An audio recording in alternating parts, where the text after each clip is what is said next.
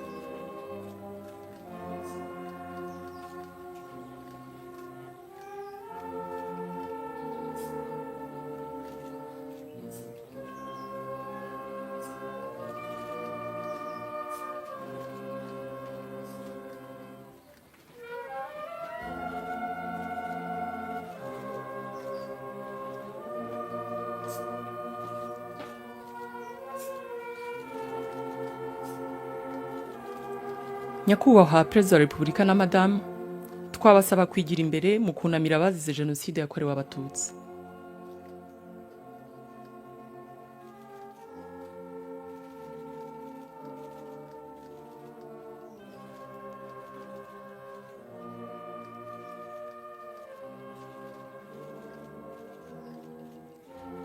May I now invite Your Excellency Charity Manyeruke, representative of the diplomatic corps, to step forward and pay your respects.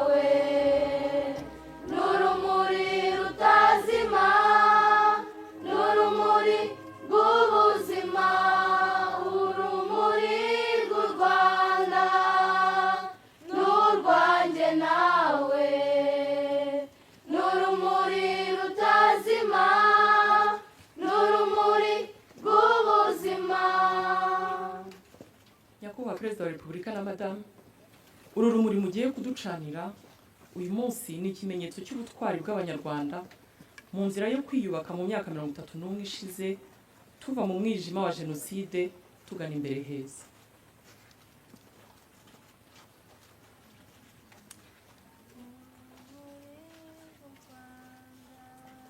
Nyakubahwa Perezida wa Repubulika na Madame, mwakwigira imbere mukaducanira urumuri rutazima.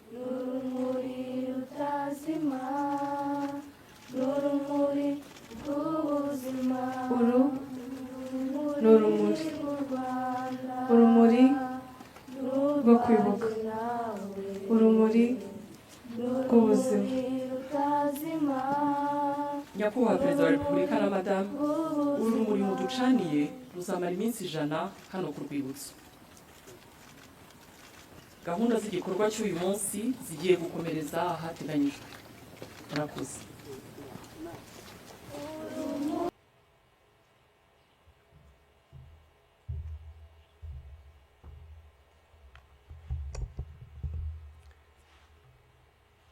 Mwiriwe neza mwese.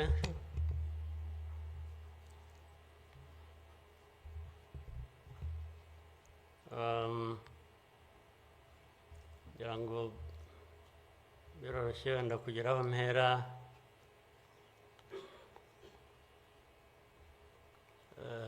Ndahera ku mateka Bizimana yatubwiye.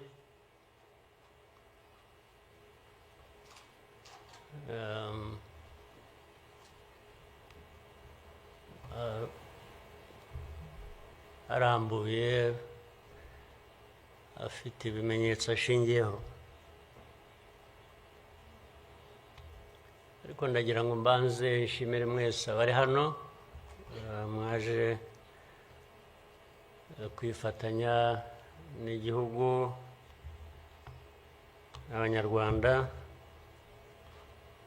cyane cyane mwebwe abaturuka hanze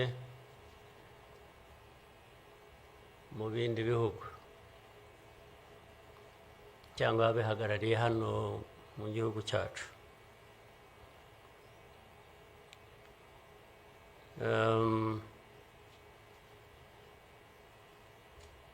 Ndabashimira kuko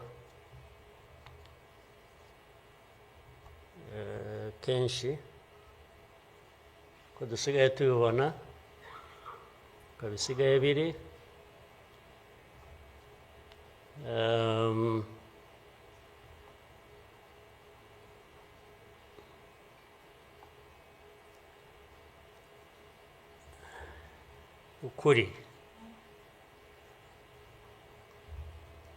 ukuri ntabwo kukigenderwaho,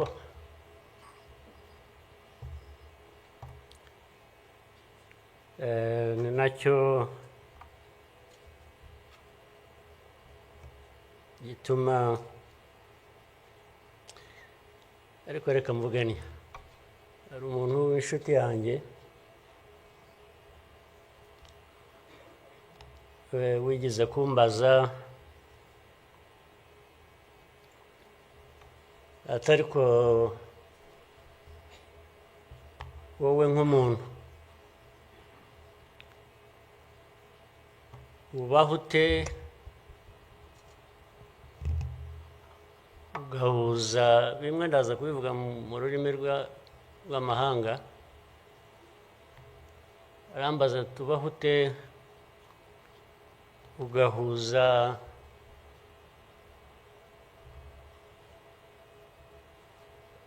the dark past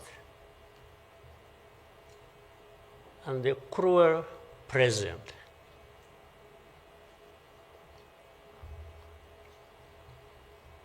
But how do you manage that?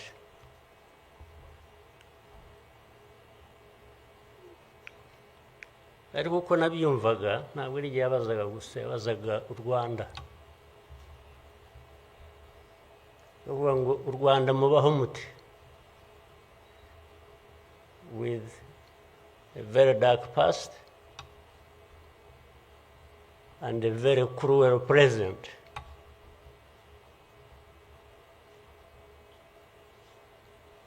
Icyo namushubije nuko from the beginning we were under an illusion that the two were siblings and we had to deal with them as such. You have to deal with the cruel present, knowing that it is very, very much related to the dark past. They are inseparable. So for us, we have a choice to make.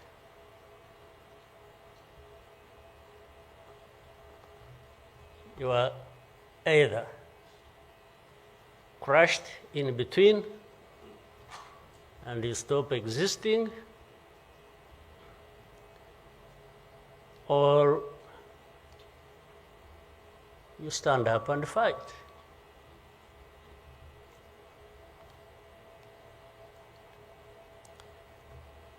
when people are saying in the testimony that, the hope they have and that what happened here 30-something years ago will never happen again.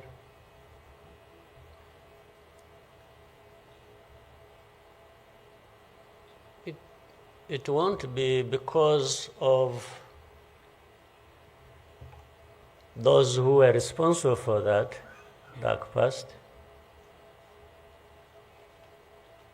Will not try again, or are not even trying now again.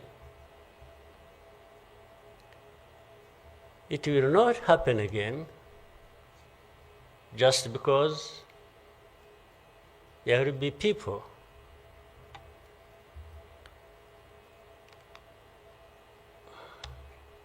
who will stand up and fight.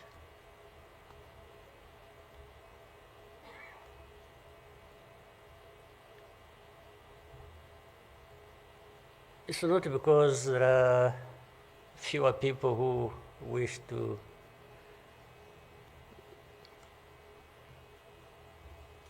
perish or who would have wished us all to disappear, this country to disappear.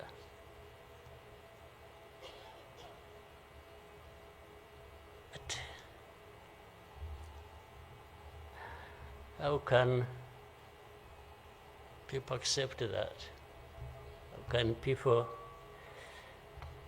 not stand up and fight? Because anyway, well, there is a risk you may die when you stand up to fight. But if you don't, it's a sure thing you are going to die.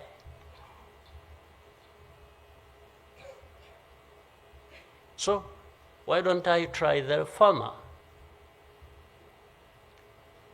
Why don't I try to stand up and fight with the chance that you might survive and live on your life as you want it, instead of giving up and you let people treat you as if for you to live,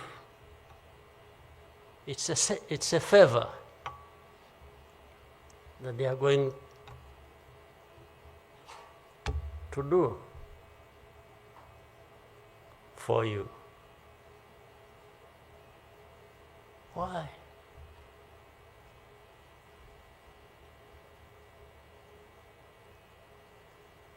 I've also had people come to me and warn me and say, President,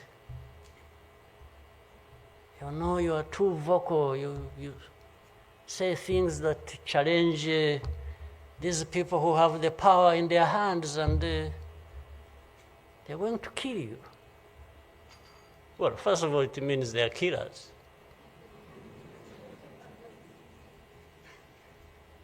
But my answer to them is, you know what? If I were to be there to just accept these things to happen, I don't think I would count myself as living anyway. It's like I would already be dead. To live a life of lies, of pretense,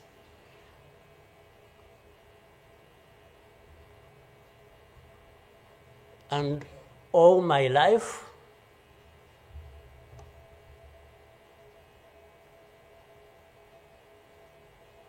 to somebody else,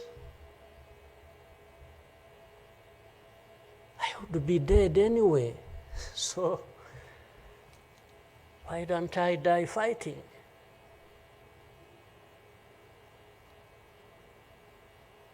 So you Rwandans, why don't you die fighting? Instead of dying anyway,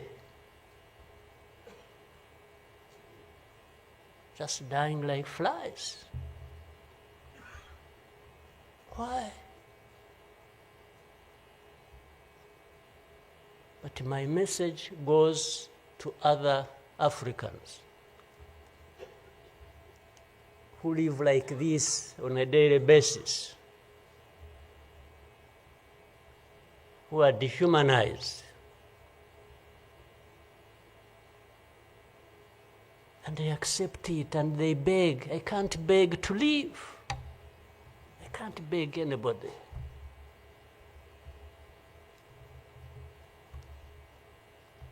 Who will fight? If I lose, I lose. But there is a chance.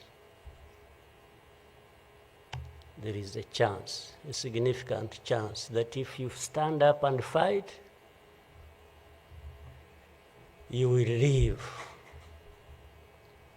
And you will have lived a dignified life that you deserve, that anybody else deserves. So these people who are there to the UN, they are there to these Western capitals, they are everywhere, they are just saying, Rwanda, this small country, this Rwanda.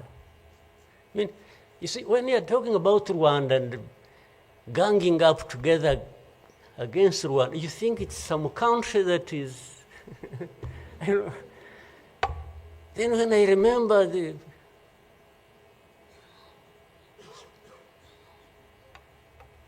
the facts about it,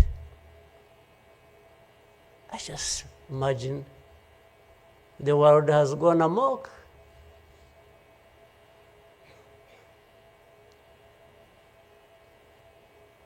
But in the midst of all that, we have to live. We have to live our lives, we have to fight for that, we have to live the way we want. And I tell anybody to his face to go to hell.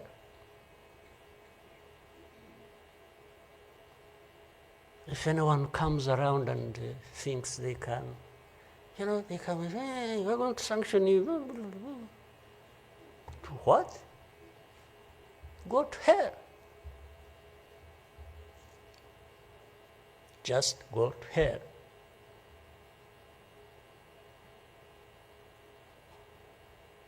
You have your own issues to deal with. Go and deal with your own issues. Leave me to mine. This is the spirit, I think, Rwandans must have in their daily lives. So my worry is not about how powerful these people are that come down upon us and throw anything at us. I'm never worried about that. I worry about one thing, which has lived on for centuries. It's for Rwandans. It's for Africans who sit back and find nothing wrong with accepting to be treated like that. That's my only worry. When can Rwandans, when can Africans refuse to be mistreated like this? To be told they have no value, to be told that their lives have to be lived as a result of a favor they are being done by somebody else. What a shame for people to accept that even for a moment. You must not accept it. You must get up and fight for yourself.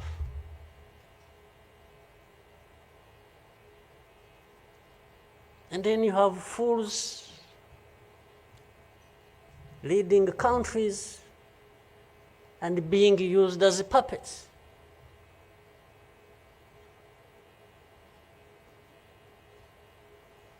And they are stealing from their own resources, which they should be putting to the good use of their own people and develop them. They just put everything to their own use, find billionaires in a sea of poverty, millions of people going hungry, and their leaders, billionaires, money that has been stolen from the resources of these people, and these are the ones received in Western capitals and praised, and when, Rwanda is being crucified, literally at the UN, everywhere, these are the ones who show up and everybody is doing their bidding.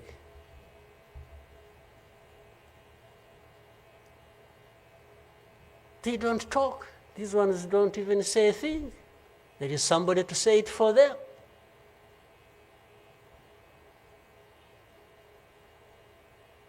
You don't say a thing.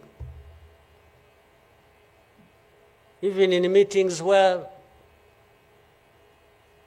solutions are being thought about and crafted and so on, they are absent because somebody else is there. They are addressed there. When their name comes up, they say, no. You see, I see it on a daily basis. Somebody has agents, orders them, pays them to go everywhere preaching hate speech, killing people in broad daylight, setting fire on these people, burning in broad daylight. And when it comes up for discussion, they say, no, it's not this one. No. You see some other people, we look for them. But the person keeps coming up. He says, no, I will take the war to Kigali, I'll remove the government, these Tutsis, we are tired of them, like they were tired of them 31 years ago. Here. And it's okay. These wonderful people, these powerful people who tell us what to do and what not to do, they are okay with that. They are fine with that.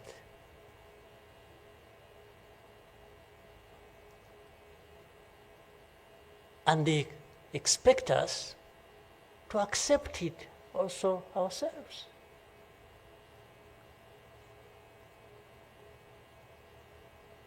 In broad daylight.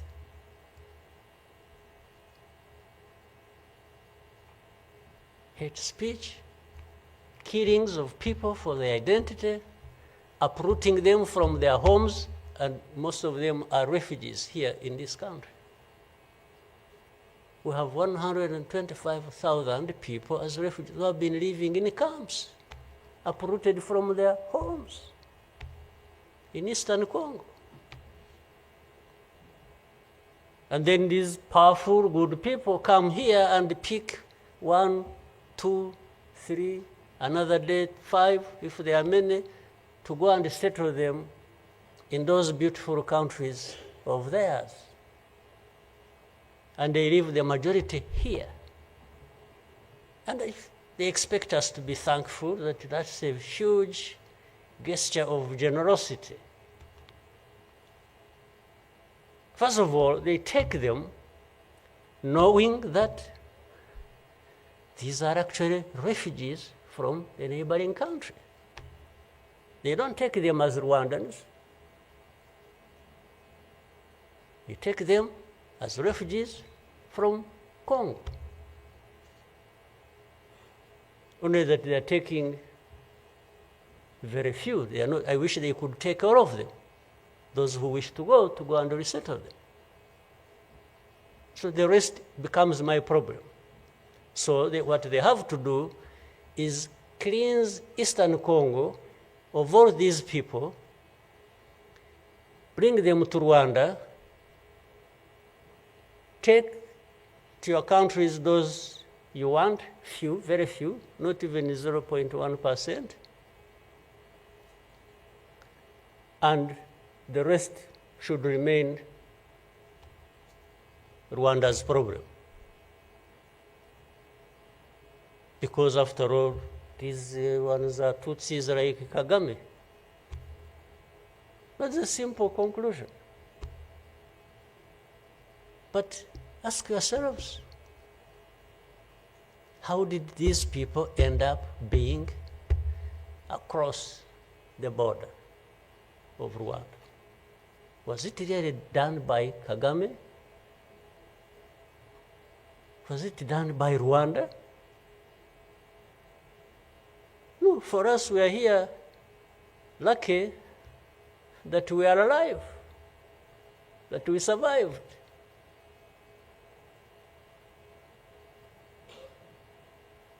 So,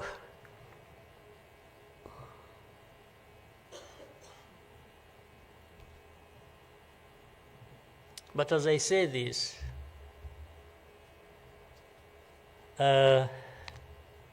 even for my sanity and the country's sanity, we have sometimes to just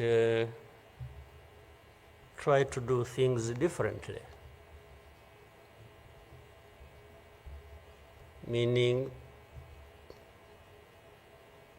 if you want to be helpful, if you want us to be partners,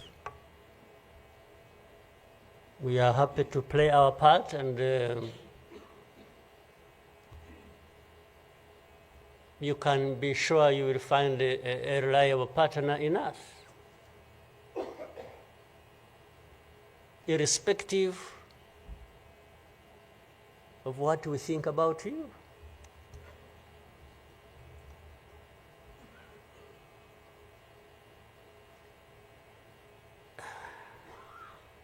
You know,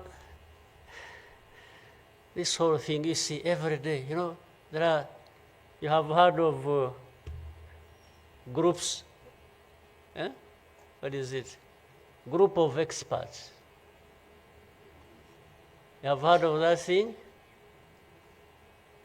These are people who go around, experts who are supposed to know better our situation than ourselves. Can you imagine? And the ones who lead those groups are the very people connected with this history I'm talking about, or that Bizimana was talking about. Can you imagine the cynicism?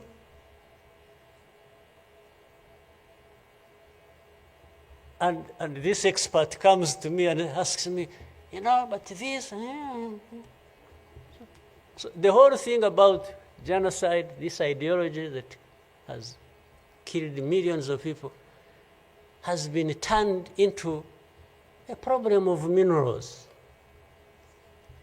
You know, it's okay. Let's imagine it's a problem of minerals now.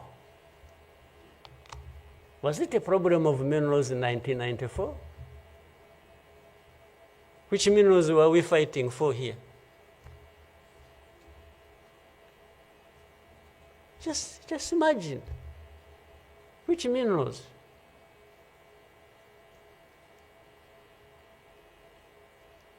Second, if it were to be minerals, how many are actually fighting for these minerals in those places, assuming you found evidence about Rwanda being implicated in what's happening in Congo for minerals in Eastern Congo? Are you really saying it is just Rwanda? Why don't you be brave enough to say Rwanda is invading our territory we have created for ourselves and is encroaching on the minerals we are also encroaching on in Eastern Congo? Why don't you be brave enough to admit that? At least to say that.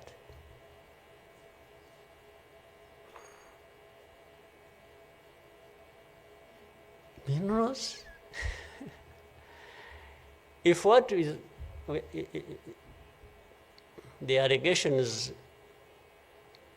if these allegations were true, you know what? Rwanda would be as rich as you are, those who make the accusations. We would not be needing your money at all. Which you give us nothing and you come and beat us up for for everything. I mean, yeah, that is the world between the dark past and the cruel present.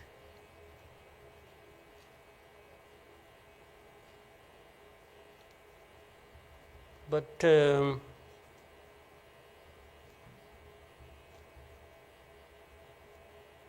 what didn't kill us and finish us 21 years ago has hardened us, has prepared us for the bad things that will always come anytime these people want and wish. Honestly, I want to assure you, we will not die not fighting like last time. And fighting does not involve invading anybody's territory, does not involve going after something that is not ours. Fighting, I mean, is if you find us here and want to treat us the way you want that we have seen in the past, I just want to assure you, you will not succeed. You will not succeed. I think I beg all these Rwandans, we should be itching for a fight with anybody who wants to come here and turn things upside down.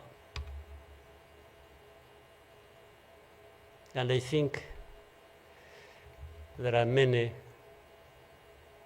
who are ready to join for that. But for our friends, our partners, please, don't misunderstand us, don't mistreat us. We have had enough of it. Take it somewhere else. Take it somewhere else. You know, this Bizimana who was telling you this whole history, by the Bizimana, if you could compile that and distribute it to our friends and all of us. I actually want a copy of what you... But I think you should give our friends and others, they need to...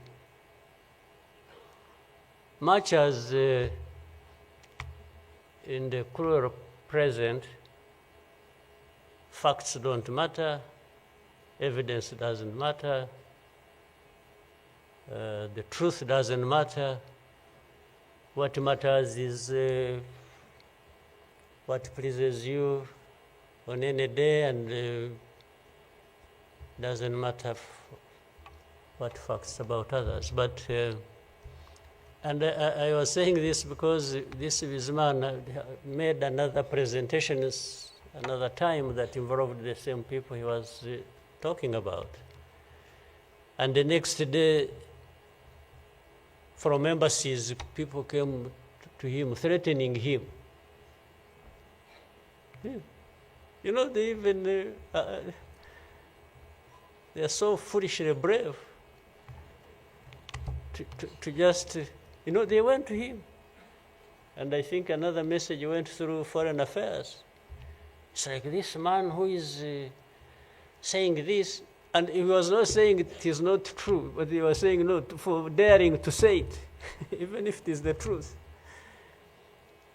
Yes, they threatened him, and they even started threatening he will not get a visa to travel to some places, face to face, like that.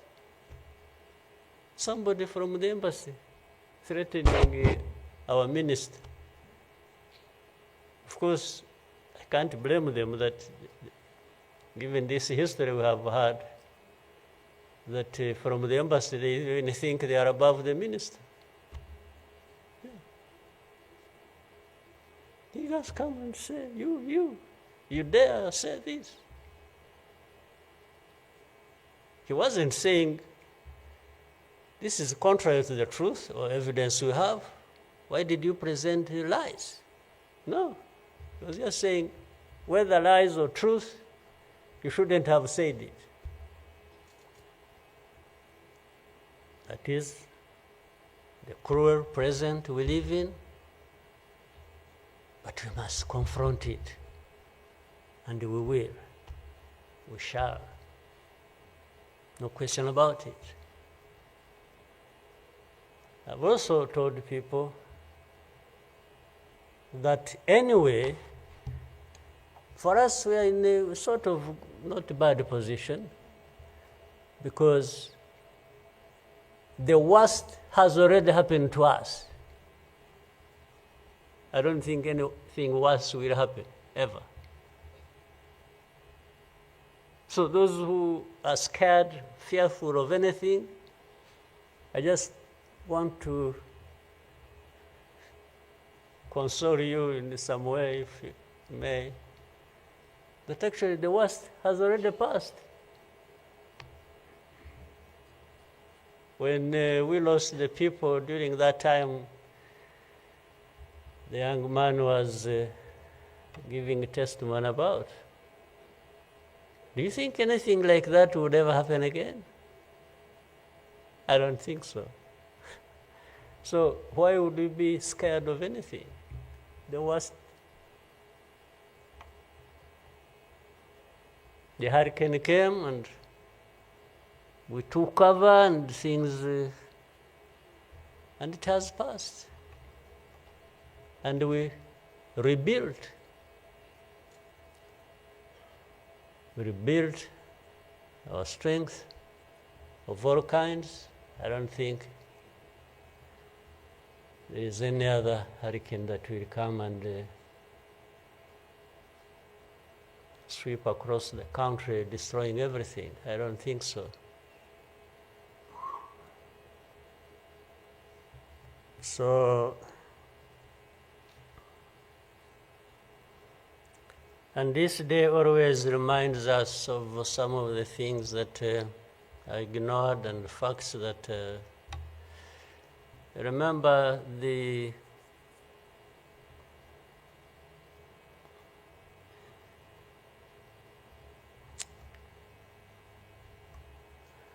the book written by somebody many of you know, Philip Gurevich, with a very long title. When he and this is a man who, well, at least I would have wished if they could think of such a man and put him in the group of experts, maybe they would benefit from.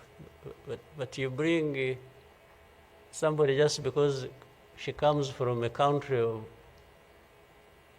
that colonized Rwanda and that becomes the expert. I think that's not serious. But he said that the title of the book was, "We wish to inform you that tomorrow will be killed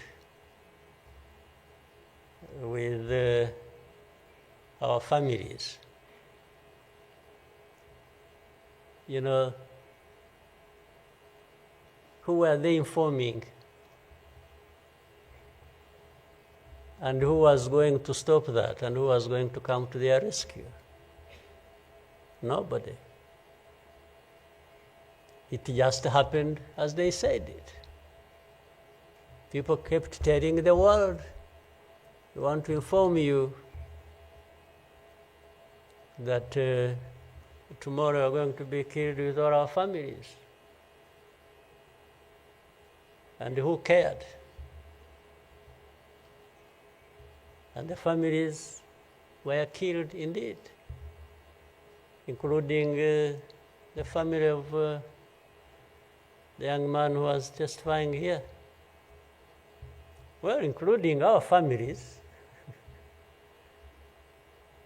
those of us standing here, who have been demonized every single day about our history.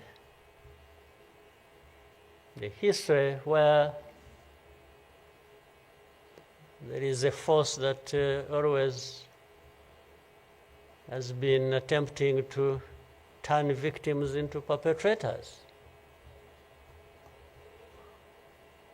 So these people who give testimonies and say what happened to them, they are actually now perpetrators.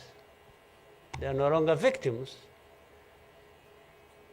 So the cynicism I was talking about of what happens in this world is that these very people who barely survived and who lost everything else and their families are now the victims, the perpetrators, no longer victims. That's what the world wants to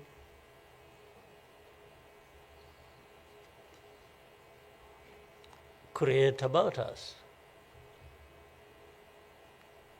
I think I should, even for, again, the sake of our sanity, maybe we'll always, during the war times, to keep my own balance, there used to be battles taking place across the country, militias killing people, RPA soldiers fighting government forces.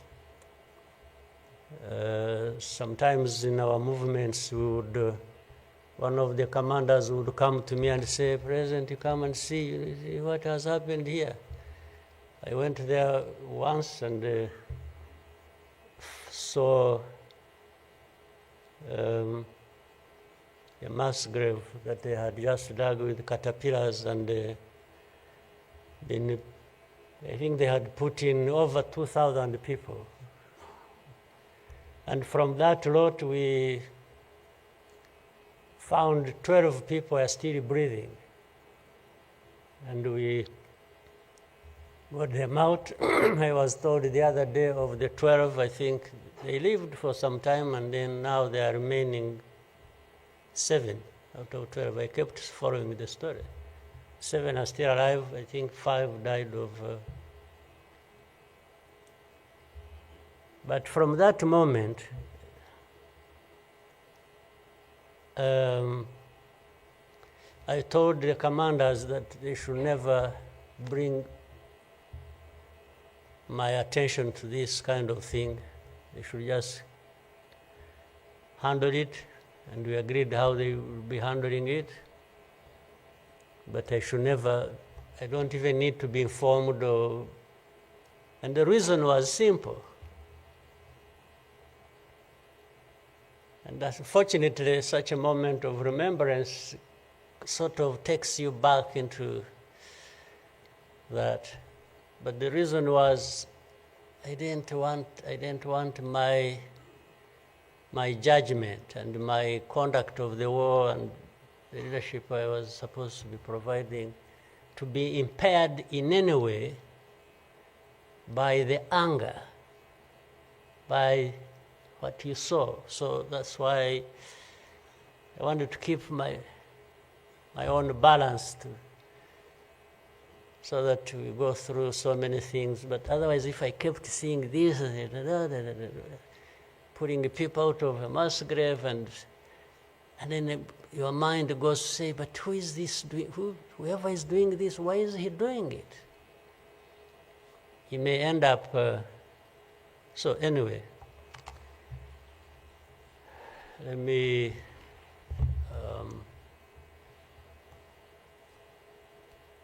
end here.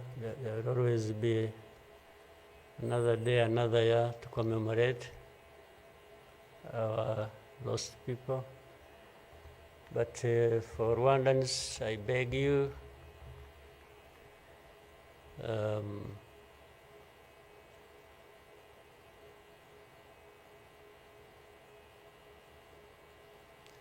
don't you owe your life to anybody else. And please have the courage to deal with the situation and moment as it is. Don't offend anybody, but always fight for what is yours. Don't allow anybody else to dictate to you how you should live your life, because the moment you accept it, that is the day you have lost your life. God bless you.